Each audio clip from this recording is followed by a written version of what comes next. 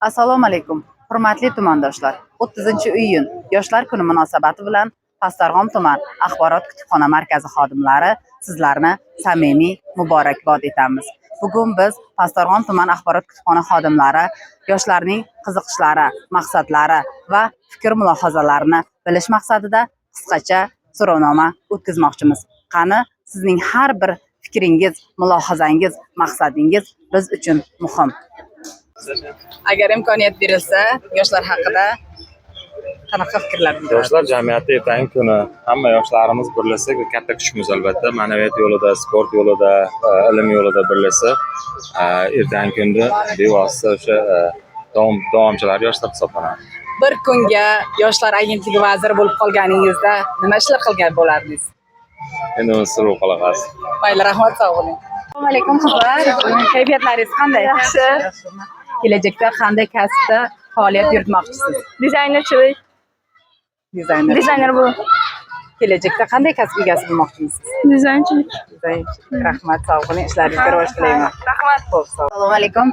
Yoshlar kuni tadbirlarida oldin qatnashganmisiz? Yoritganmiz, juda ko'p yoritganmiz. Yoshlarga takliflaringiz, tilaklaringiz bo'lsa?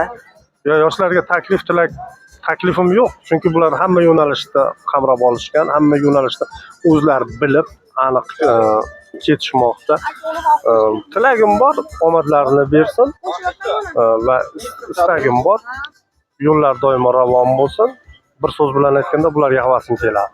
Rahmat, sog' bo'ling. Nima qilamiz doim? Bugungi yoshlarni bir so'z bilan ta'riflab bering. Faol, zukko, o'ta bilimli. Bizdan-da bilimli kerak bo'lsa yoshlarimiz.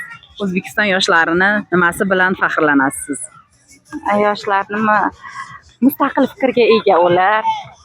Hammasi harakatchan, vatanparvarlik tuyg'usi juda baland. Shuning bilan ajralib turadi. Mentalitetimizga xos hammalari. Tabriklayman bayram bilan bugun hamma yoshlarni, shu yerdagi barcha faol tashkilotlarda. Rahmat sizlarga ham, ishlaringizga omad. Sizlarga ham. Charchamanglar, kun davomida yaxshi kayfiyat tilaymiz. Rahmat. Hurmatli tumandoshlar, yoshlarimiz va aholimiz o'rtasidagi so'rovnomamiz o'z nihoyasiga yetdi. 30-iyun Yoshlar kuni yana bir bor sizlarga muborak bo'lsin.